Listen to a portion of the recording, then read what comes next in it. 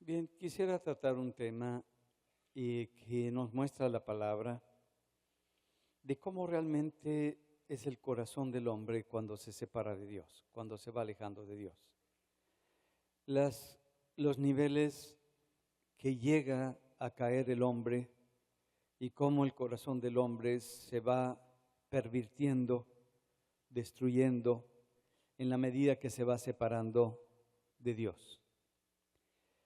Y este panorama que nos muestra la Escritura es para que nosotros nos veamos reflejados en la condición de nuestro corazón y de nuestra naturaleza, cómo se va manifestando realmente nuestra naturaleza pecaminosa cuando no tenemos a Dios como el centro de nuestra vida. Sabemos que de acuerdo a la época, de acuerdo a los tiempos, hemos aprendido a través de la historia. Anteriormente, la persona que no conocía o que no aceptaba a Dios, a Jesucristo, era relegada, era rechazada y se pensaba, ¿qué podemos hacer con esta persona? Se infringieron una serie de atrocidades para que se volviera al cristianismo. Ahora todo ha cambiado, la ciencia ha tomado un lugar prioritario y ahora, si no eres de las personas que estás en el pensamiento científico, te ridiculizan, te señalan, te separan, te ven como una persona incompetente o ignorante porque crees en un Dios. Como que se volteó completamente y es la misma conducta que había anteriormente en el hombre, pero ahora porque tú eres un creyente o porque tú eres un cristiano. Parecería que el hombre no aprende de su historia, no aprende de su condición.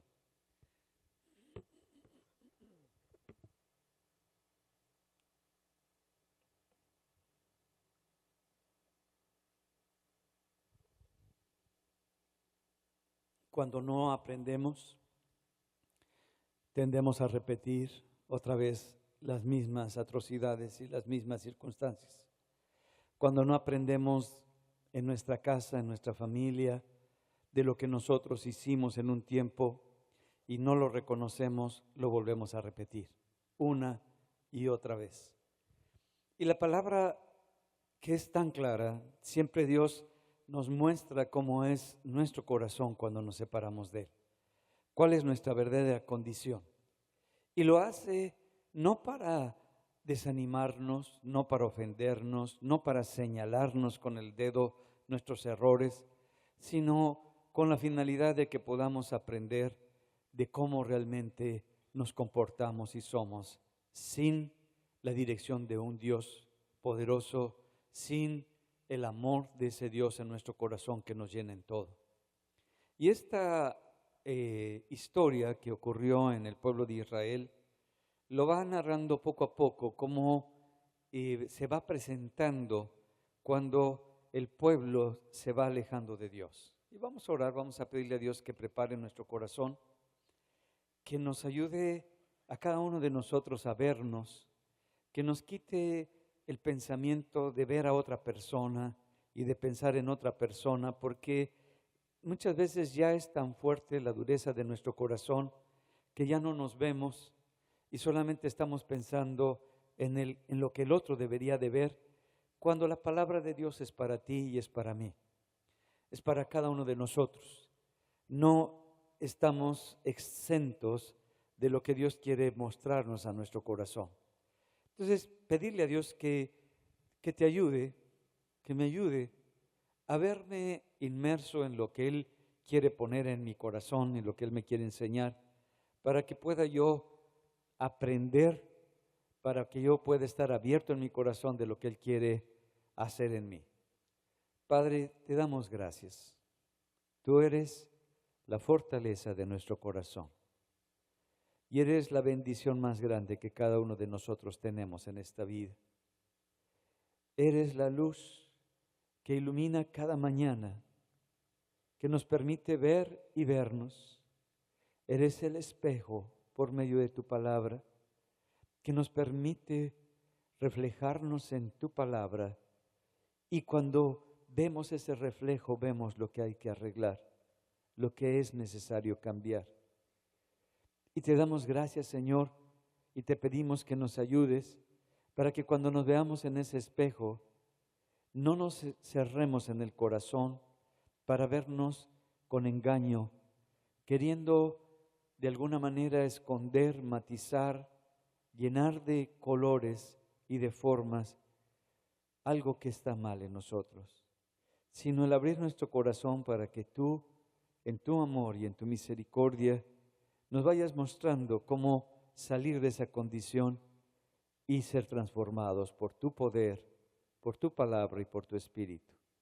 Padre, te damos gracias por este día tan especial que hiciste para con cada uno de nosotros, donde nos quieres mostrar no solamente la condición, sino la solución para ser libres en tu gracia por tu Espíritu. En el nombre de Jesús.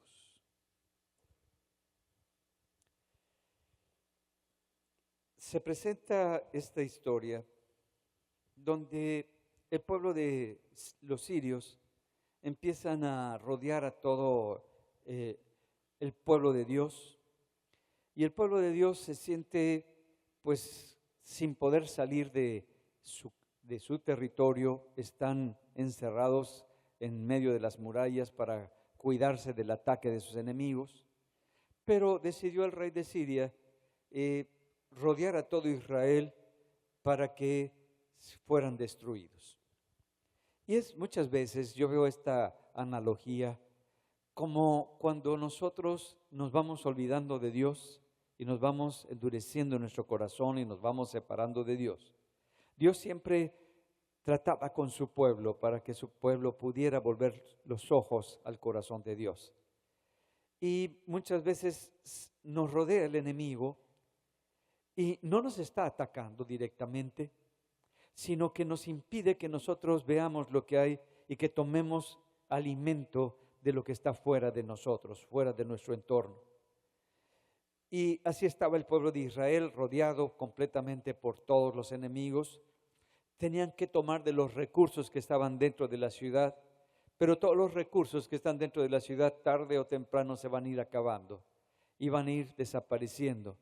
Y se va a ir consumiendo el pueblo hasta llegar a mostrar qué es lo que pasa con el corazón del hombre cuando todos los recursos se están acabando.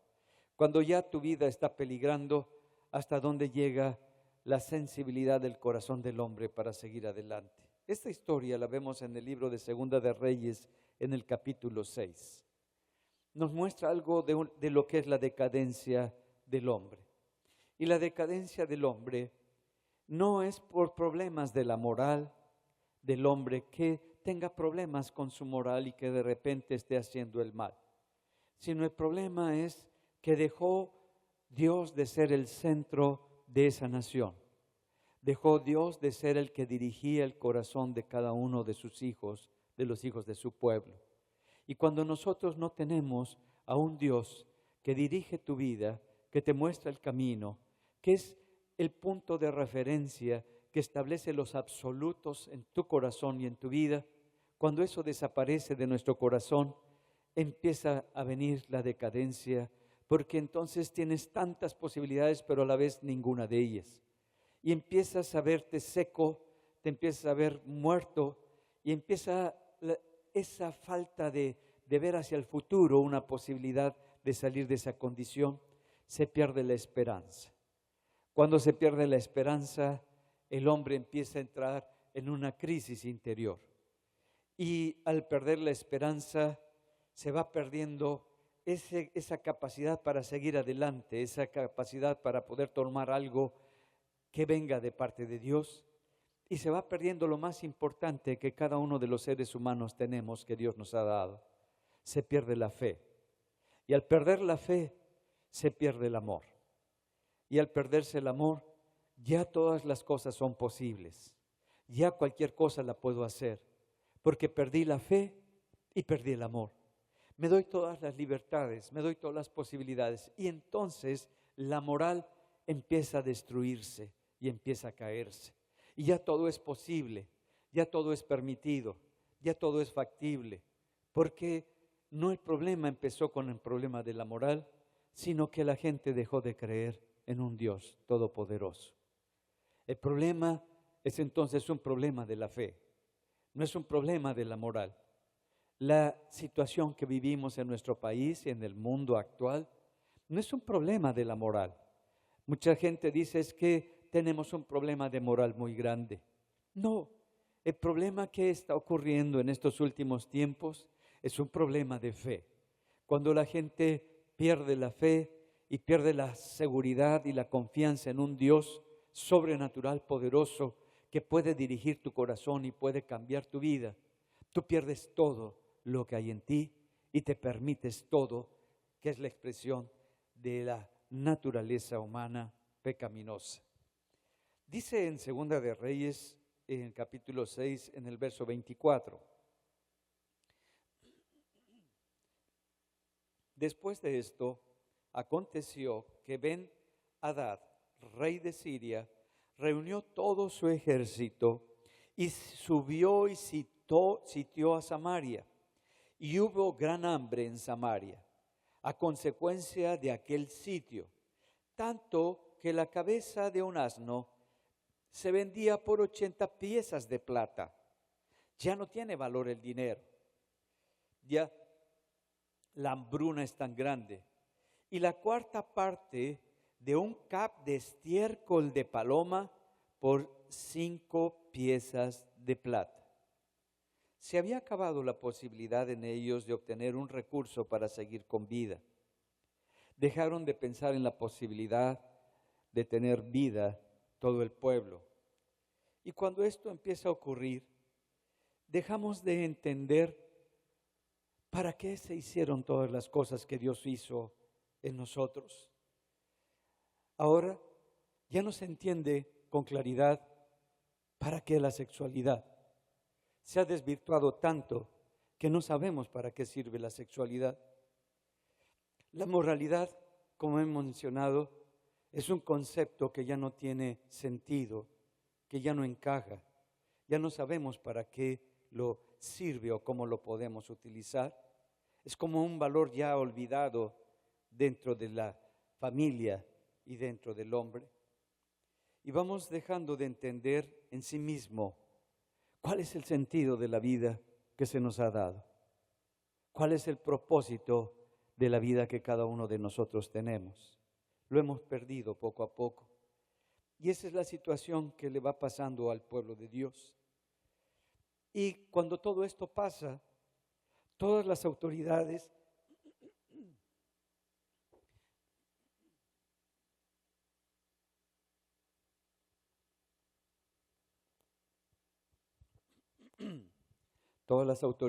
que tiene ese pueblo, esa nación, pierden la autoridad. Cuando hay ese caos, cuando hay ese desequilibrio, el rey, ahora de Samaria, perdió todo su poder y toda su autoridad. Cuando hay un caos en la casa, en la familia, el padre, la madre, pierden toda la autoridad. Pierden la capacidad de dirigir a su familia porque no tienen algo que ofrecer, porque no tienen recursos para dar solución a los problemas que se presentan en su casa, porque no tienen una manera diferente de resolverle los problemas a la gente. Cuando nosotros nos vamos separando de Dios, de su palabra, perdemos toda autoridad y todos los recursos verdaderos para poder ayudar a nuestra familia para que salga adelante de la situación tan difícil que estemos viviendo o que estemos enfrentando, ya sea por que se desviaron en las drogas, en el alcoholismo, en la perversión. Quisiéramos nosotros darle un recurso a ellos, pero si nosotros no vivimos en esa fe y no fue el amor lo más importante en nuestra vida, pues la moral tampoco va a ser importante entre nosotros y no vamos a tener la autoridad para decirles cómo establecer su vida, cómo dirigir su vida. Y eso es lo que empieza a pasar. El problema no es un dilema intelectual, porque lo hemos malentendido. Es un dilema moral el que se enfrenta en las casas. Y lo mismo pasa, así como pasa en la casa, pasa en las naciones. Y es lo que ha pasado en nuestra nación, cómo se ha desvirtuado y cómo se ha venido perdiendo. Hay personas que en su corazón están pasando por situaciones tan difíciles, donde aunque tú les estás explicando que no es correcto lo que está haciendo, que las decisiones que están tomando los van a lastimar más a su familia, te dicen que te entienden, pero está cerrado su corazón y siguen viviendo de la misma manera y destruyendo a su familia, a su hogar, porque no está abierto su corazón. Cuando esto ocurre, que hay tanto caos en medio de la ciudad, en lugar de reconocer mi pecado, mi separación para con Dios, hago juicios contra Dios. ¿Por qué Dios permite esto? ¿Por qué Dios está haciendo esto? Cuando el que se separó de Dios fui yo. El que se fue alejando de Dios fui yo. Pero empiezo en mi lucha y en mi crisis a señalar a la autoridad. Pero como no puedo pelear contra Dios, como no puedo señalar a Dios como algo que hizo terrible, empiezo a señalar al representante de Dios. Y aquí era Eliseo el que estaba como la voz de Dios en ese pueblo. Y el rey se siente que ha perdido todo, hay tanta confusión y tanto coraje, tanta molestia por lo que está pasando, que pues empieza a decir, ahora que vea a Eliseo, lo voy a mandar matar, le voy a cortar la cabeza. ¿Qué es lo que había ocurrido en este rey? Que de pronto va caminando para ver cómo está el pueblo, y el pueblo está con una hambruna tan grande y él no puede hacer algo por su pueblo, y se siente incompetente, incapaz de dar solución, y se presentan dos mujeres, y estas dos mujeres están peleando y vienen con el rey para que resuelva su problema de justicia. Y le dice una de las mujeres, oh Señor, ayer mi compañera y yo decidimos matar a nuestros hijos y comérnoslos. Llegaron al canibalismo y sacrificamos a nuestro hijo, a mi hijo, y nos los comimos. Y ahora ella está escondiendo a su hijo y nos los queremos comer, porque en eso acordamos. Y le piden al rey que haga justicia. ¿Qué justicia haces?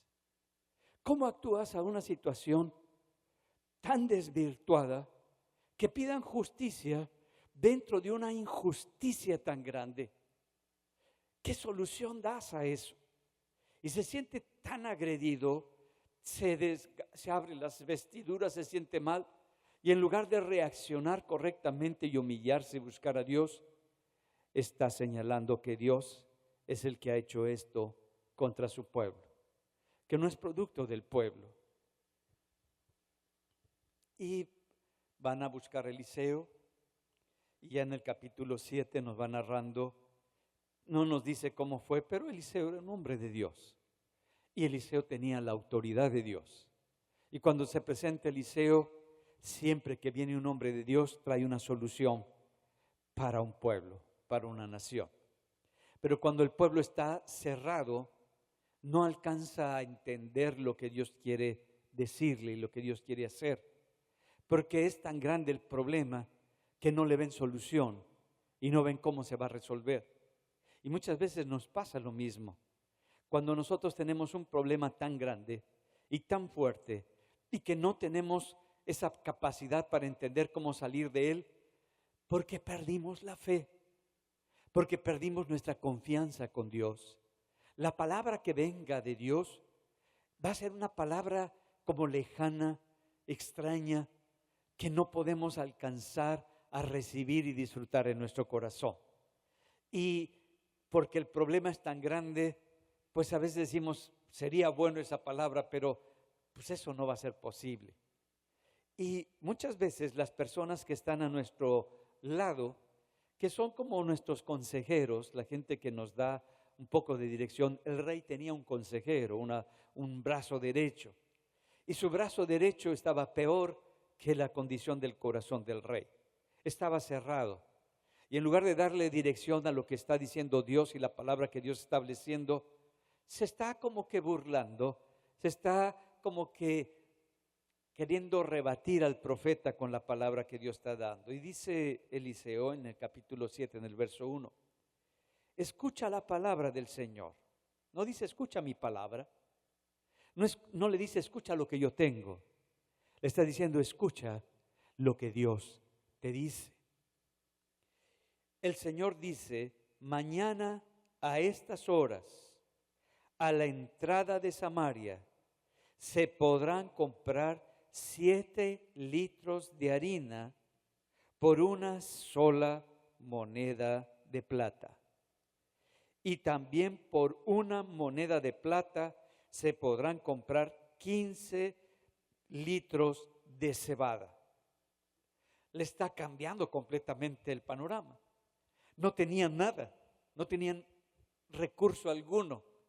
Y viene siempre la palabra de Dios tan poderosa que cambia por completo la condición en la que estamos.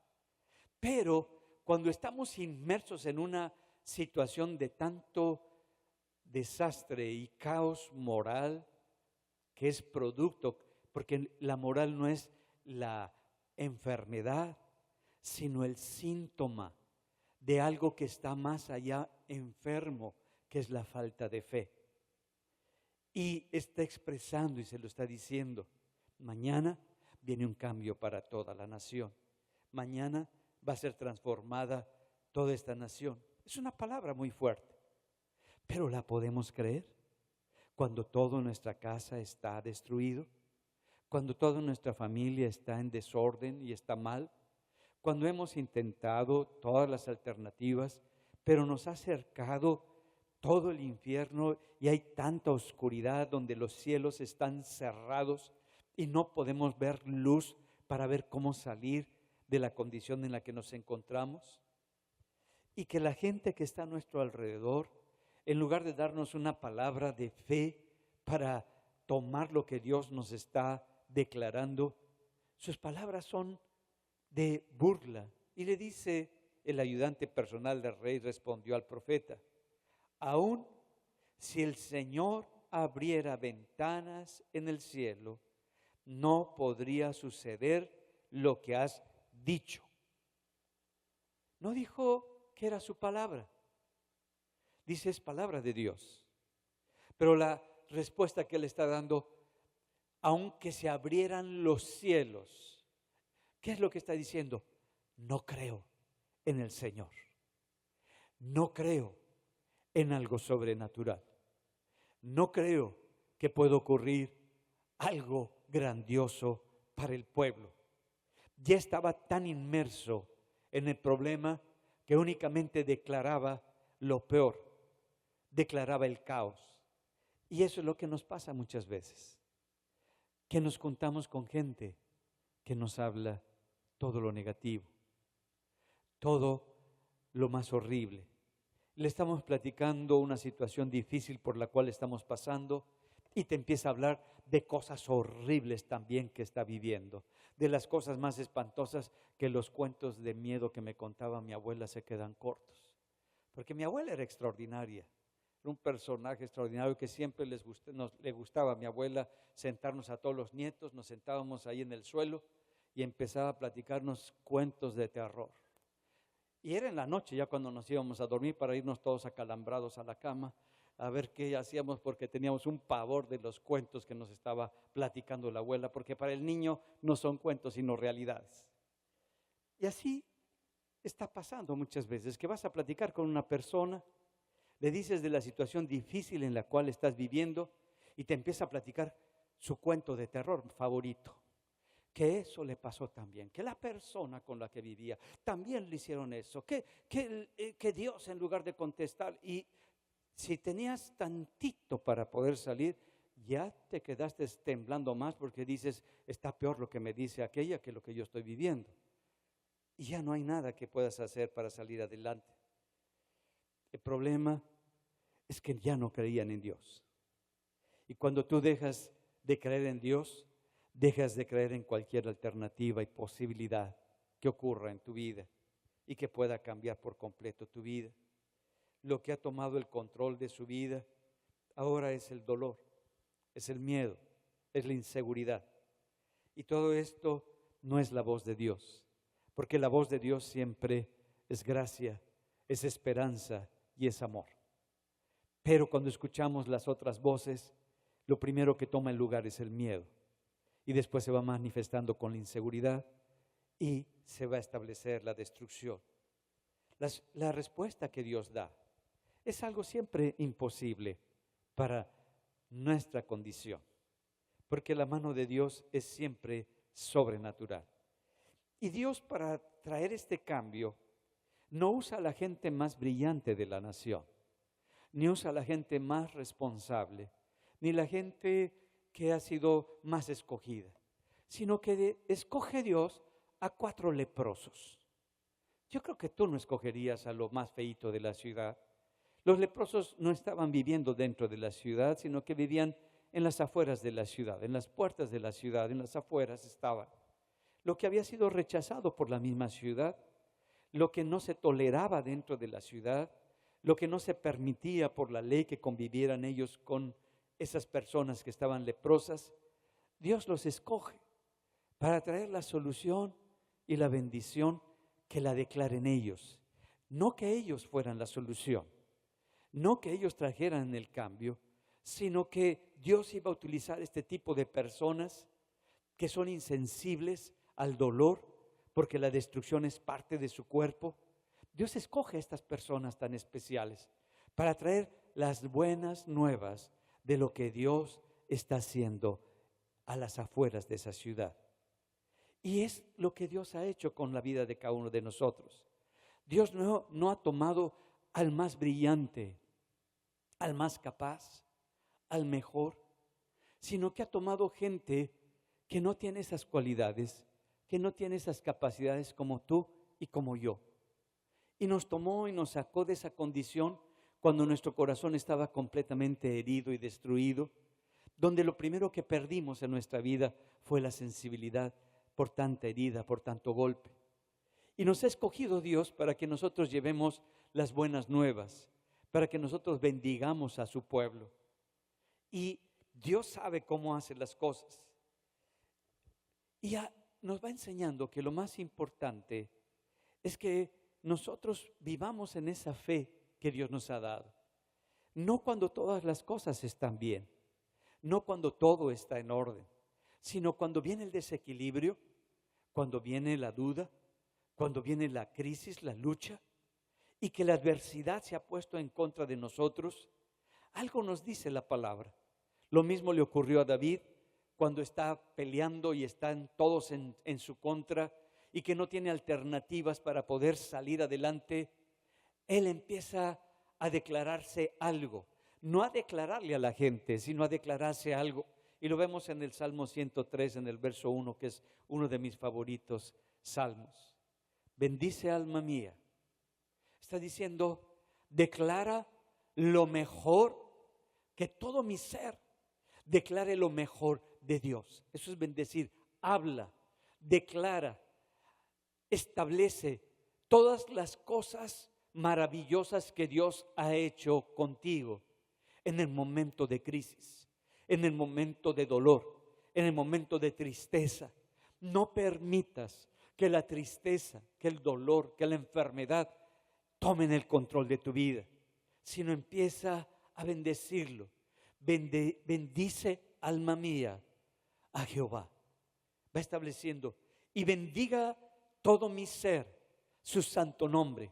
No me centre en mi enfermedad, en mi dolor, en mi crisis, en mi tristeza, sino que todo lo que yo soy empiece a declarar que mi Dios es lo más grande que tengo, lo más grandioso, lo más hermoso que se nos ha dado.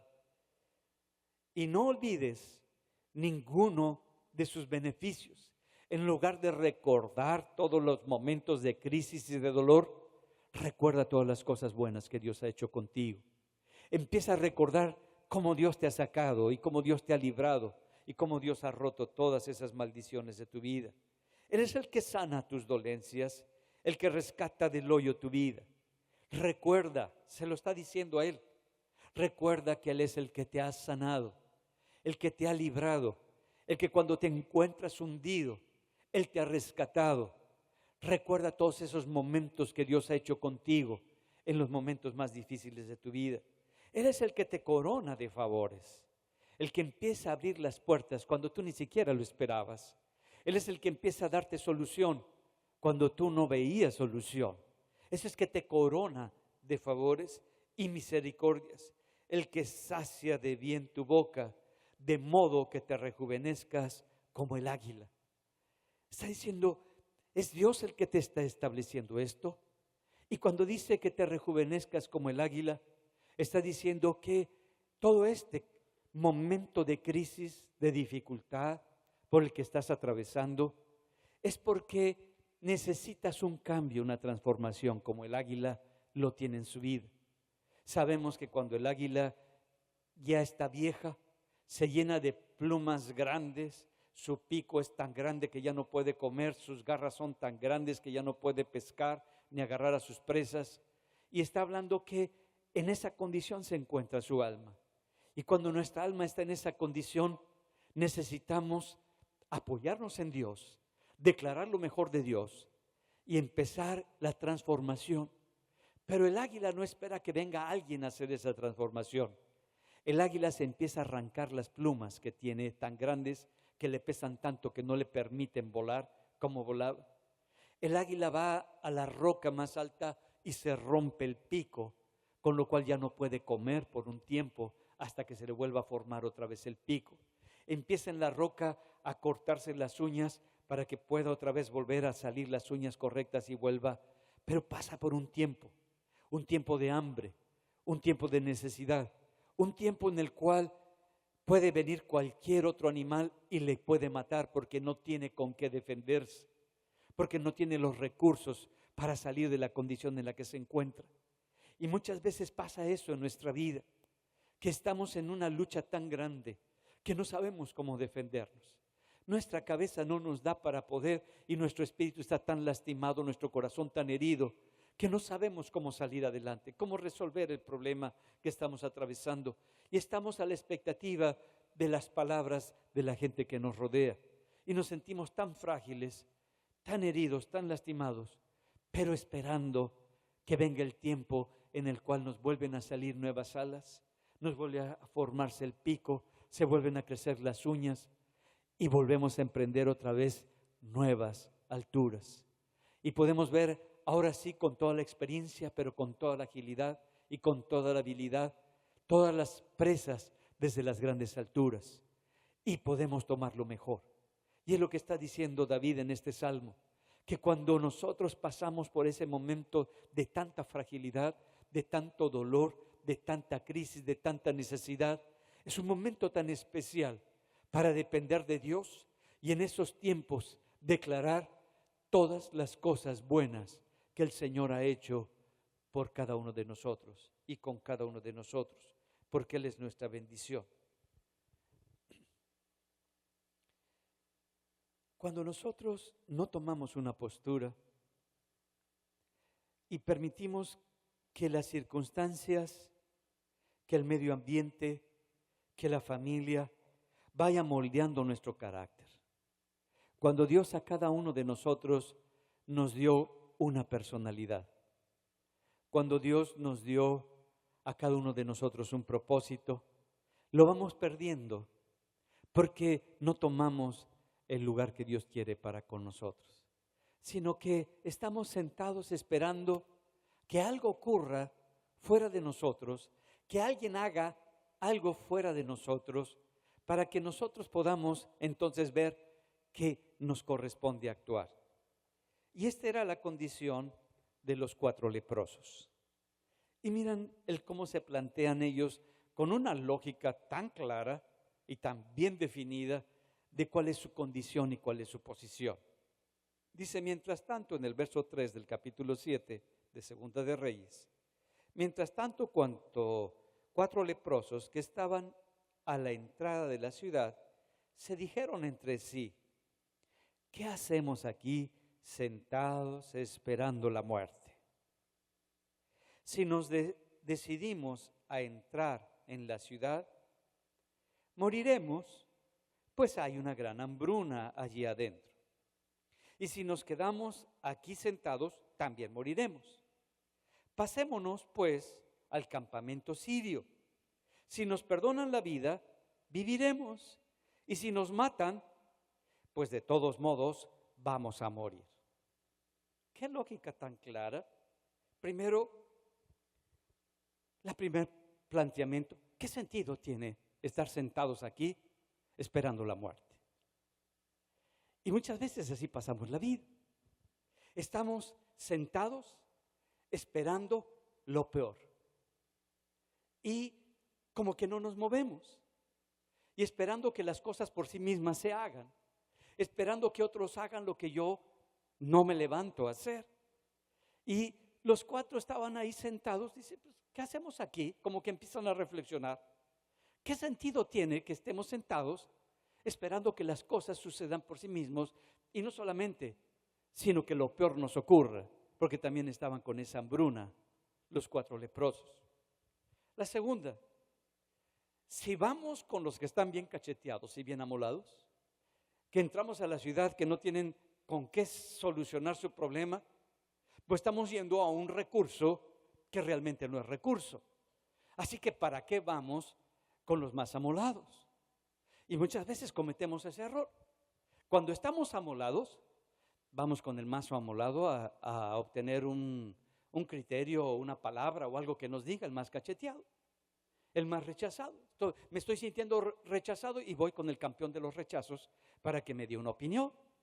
Pues, ¿qué te va a decir? ¿En qué te va a ayudar?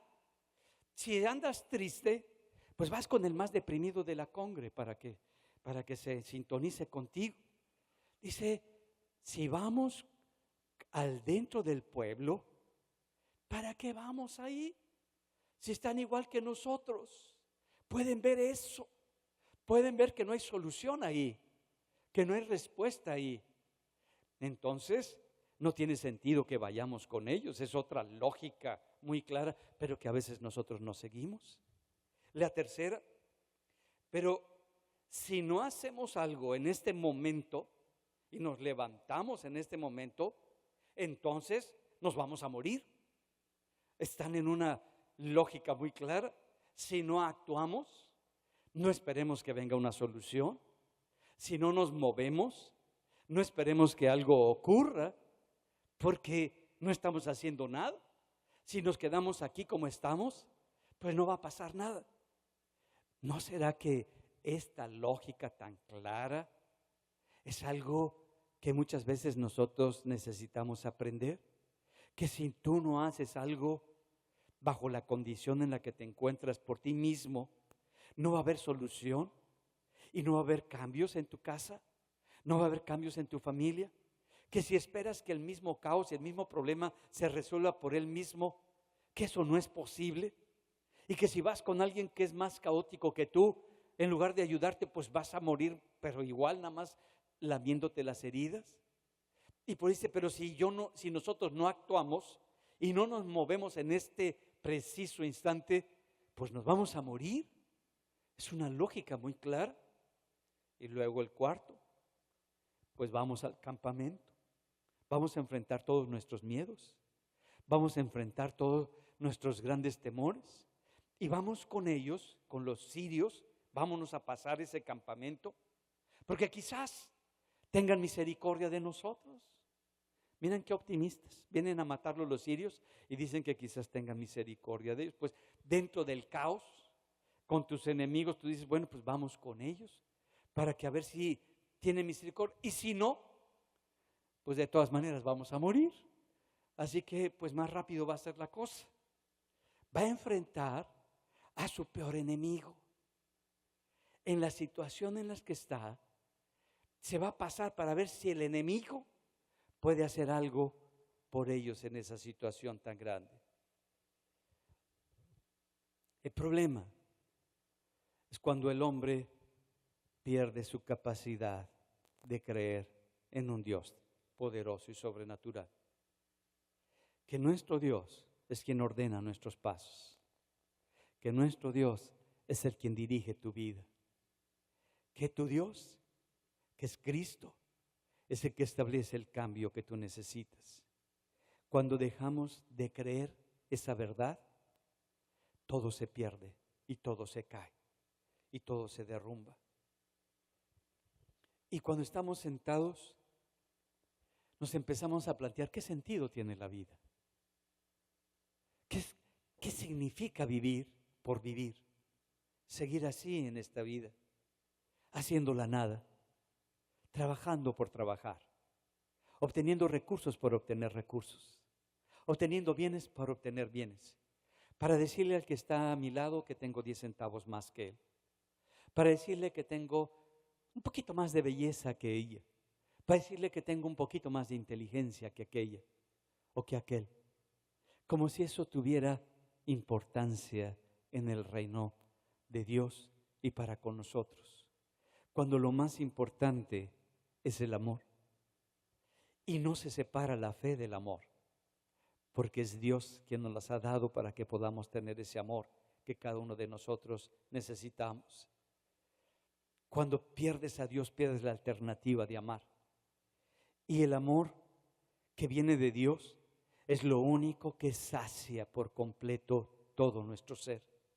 Es lo único que llena, satisface y nos sentimos con esa plenitud en nuestro corazón. Ese amor tan grande.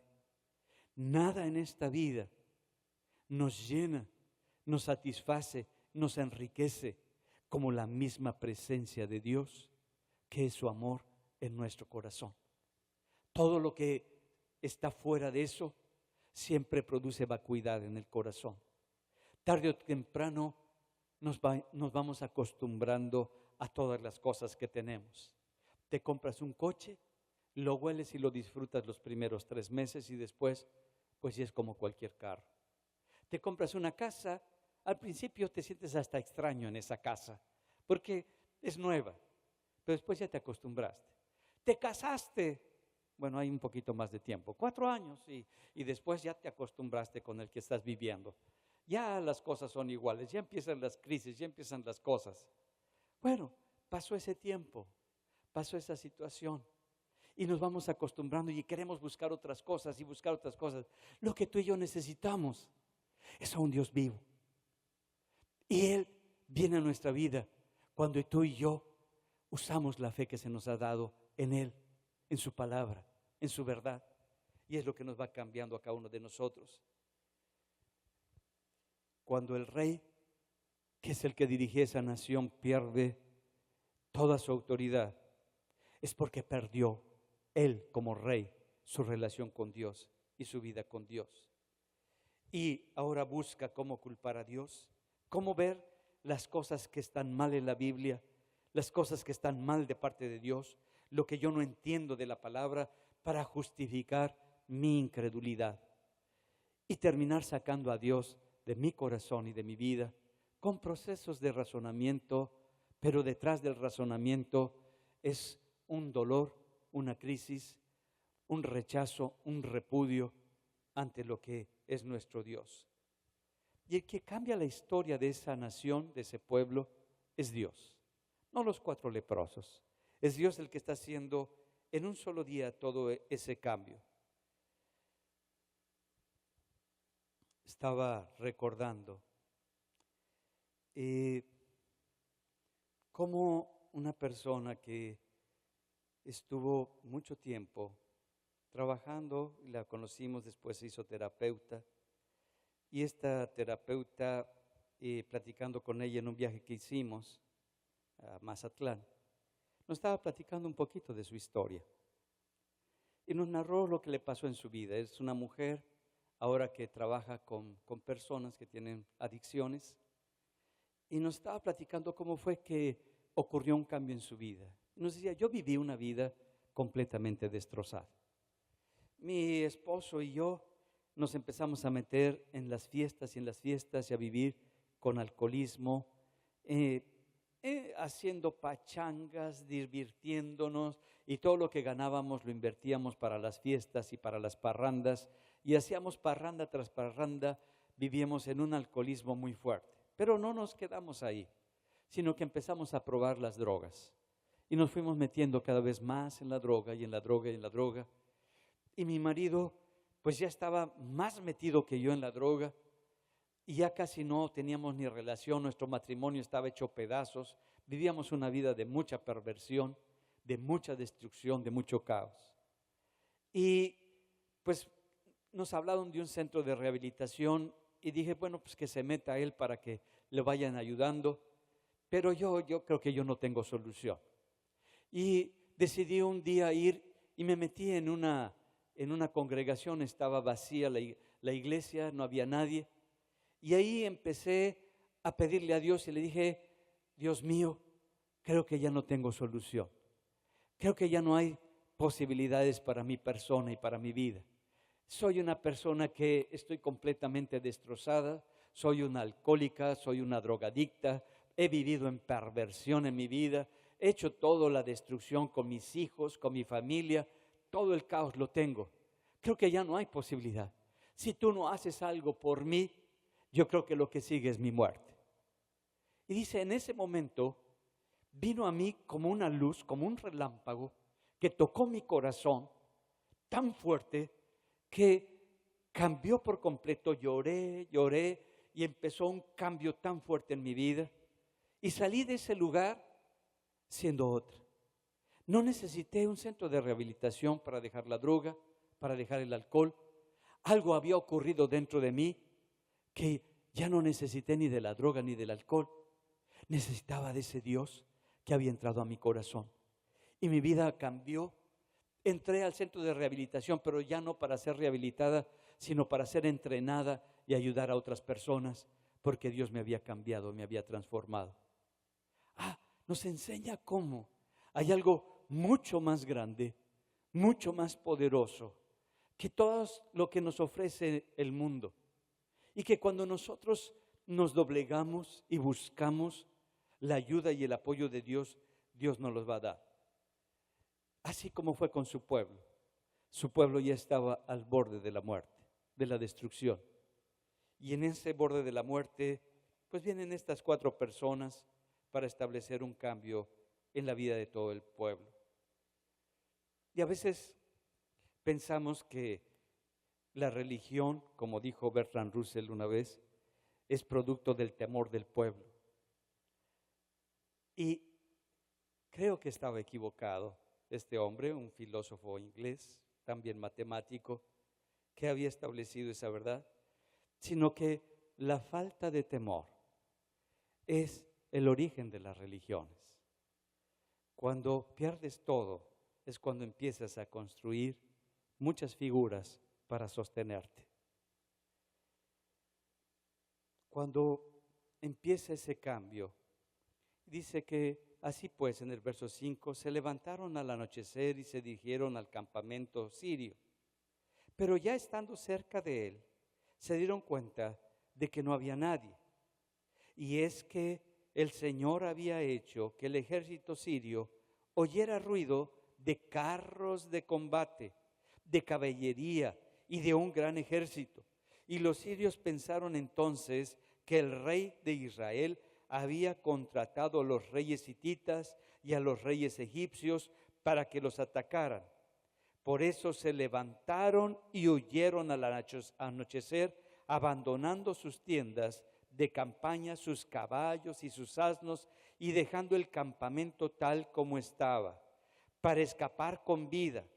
Al llegar los leprosos a los alrededores del campamento, penetraron en una tienda y se pusieron a comer y a beber.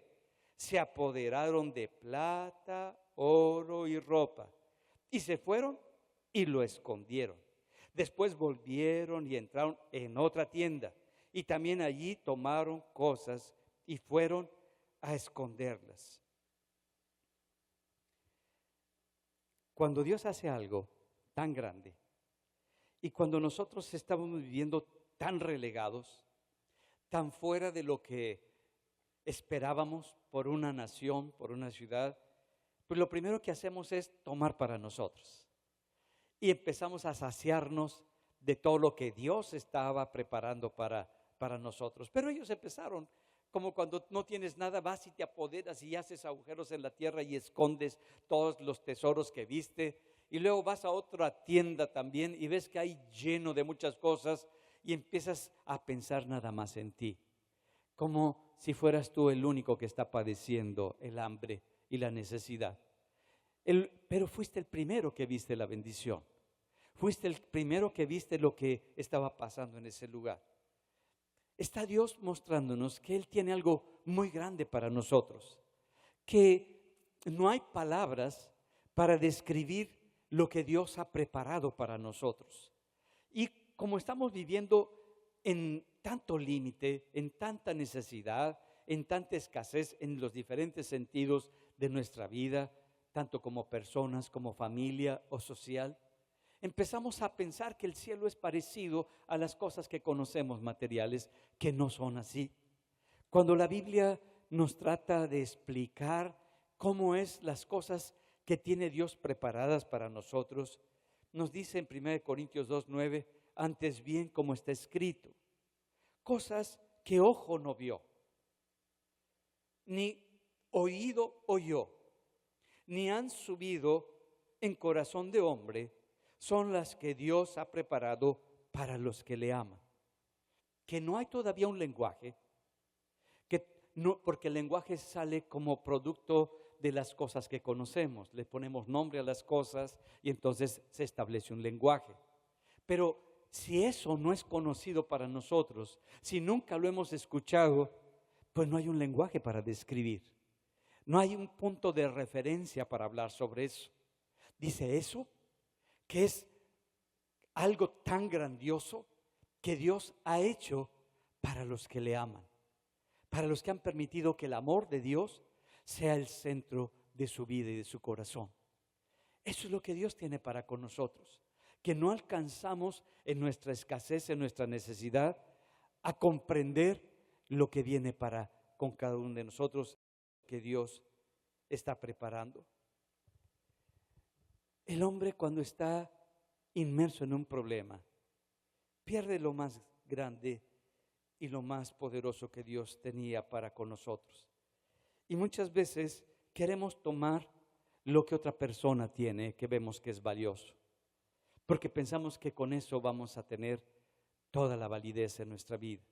Si vemos si para nosotros es importante la inteligencia, queremos ser inteligentes como esa persona, para ponernos por arriba, tomar a esa persona, ponerla abajo de nosotros y mostrarnos nosotros como más inteligentes.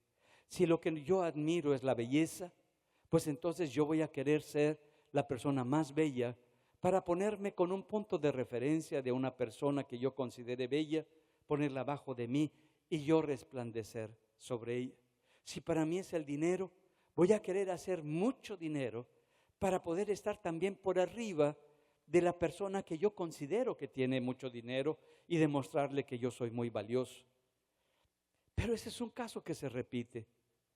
No sé si recuerdan el caso de Jacob. Jacob era un hombre que nació con una promesa de parte de Dios, que él iba a heredar, que él iba a tener de parte de Dios esa bendición de ser establecido como el primogénito, de tener la bendición de Dios sobre su vida. Pero muchas veces cuando Dios nos declara algo, nosotros queremos tomar las cosas de Dios, pero transando, robando, tomando las cosas a nuestra manera y con nuestras fuerzas. Y era un mentiroso. Su nombre su nombre significa el que hace trampas, el que se brinca todas las estructuras y quiere tomarlas por su propia fuerza. Eso es lo que significa el nombre de Jacob. Cuando nace agarrado de la mano de su hermano porque él quería ser el que tenía la primogenitura. Desde pequeñito las personas se van formando y manifestando. Cuando ya es grande y viene el momento crítico para su vida de que se establezca la bendición de Dios, él se cambia su nombre. Va con su padre y le dice: ¿quién eres, hijo mío? Y le dice: soy Esaú. La imagen de su hermano, el nombre de su hermano. Acércate, hijo mío. Se vistió como el hermano, se puso pelos como el hermano, se puso de todo y hasta se llenó del olor del hermano para que pareciera igualito al hermano. Y cuando camina, sale victorioso, pero sale huyendo porque sabe que su hermano lo quiere matar. Pero llega el momento en el que sabe que tiene que regresar a su tierra, que sabe que tiene que regresar a donde sus padres estuvieron, que no hay otro lugar mejor para él. Y cuando regresa, se encuentra con el ángel de Dios y va a pelear con el ángel de Dios. Y durante toda una noche, cuando sabe que va a enfrentar la muerte, que ya no hay posibilidad para él, porque al otro día piensa que su hermano va a venir y lo va a matar, manda a su familia por un lado y se queda solo para enfrentar todo lo que trae en su corazón, el miedo. Y empieza a pelear con el ángel de Dios. Y cuando termina y llega el alba, el ángel, Jacob lo tiene agarrado al ángel y le dice: tú has vencido, tú has ganado. Y el ángel le hace una pregunta, Dios le hace una pregunta: ¿cuál es tu nombre? Como si Dios no supiera, como si Dios no conociera quién era. El problema es si tú conoces quién eres, si tú sabes quién eres. ¿Cuál es tu nombre? Y le dice: Jacob. Bien has dicho, porque anteriormente se había cambiado de nombre. Había tomado otro nombre que no era el suyo. Había tomado otra personalidad que no era la suya. Había tomado algo que no le correspondía a él. Le dice: mi nombre es el tranza. Es el que toma lo que no le corresponde. Es el mentiroso. Y le dice: bien has dicho. Ahora que puedes tener contacto con lo que tú realmente te ves, con tus debilidades, con tu verdadera naturaleza y con tu verdadero carácter, yo puedo hacer de ti una nación muy grande. Yo puedo hacer a través de ti grandes cosas, porque parto con un hombre que sabe quién es y cómo es. Pero cuando nosotros seguimos con la fantasía, queriendo dar una imagen de lo que no somos, de lo que no tenemos, de lo que no está con nosotros, Dios no puede construir algo grande en nosotros. Y es cuando viene ese cambio. Y eso pasó en la vida de Jacob. Jacob empieza a ser transformado. Él no sabía que su hermano no lo iba a matar. Él no sabía lo que iba a ocurrir. Y es lo mismo que pasa con el pueblo de Dios. No sabía. Y dicen los leprosos: no nos podemos quedar con esta gran bendición, con esto que Dios ha hecho. Vayamos y demos las buenas nuevas al pueblo y les digamos lo que ha sucedido, para que venga un cambio a toda esta nación. Y van con el pueblo, los rechazados, los que vivían, y son los que traen la respuesta de Dios para que el pueblo tenga otra vez una vida con Dios. Y el profeta lo había dicho: en un día, en un momento, va a venir un gran cambio. En un instante va a venir la provisión y la bendición de Dios. Y así es Dios. Cuando menos lo esperas y de quien menos lo esperas, va a venir la bendición para tu corazón, para tu familia, para tu necesidad y para tu problema.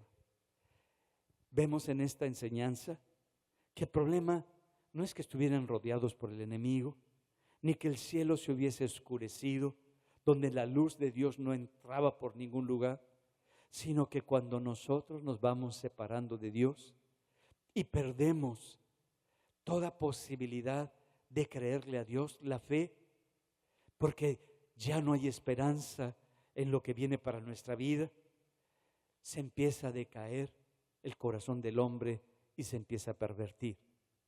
Y pierde sentido y significado todo lo que Dios nos ha dado como personas, como familias, como el individuo que va a buscar a su Dios.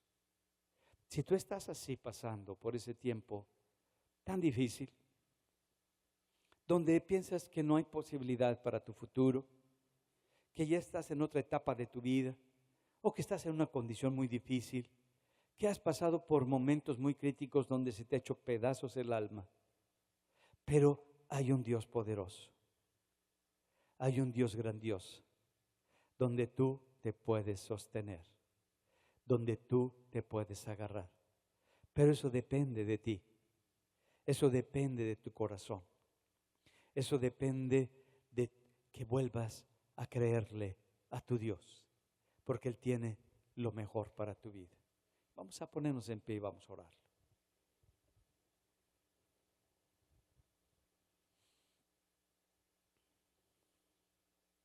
¿Cuántos de ustedes están pasando por momentos críticos en su vida que saben que son momentos difíciles y que no le han visto solución a su problema?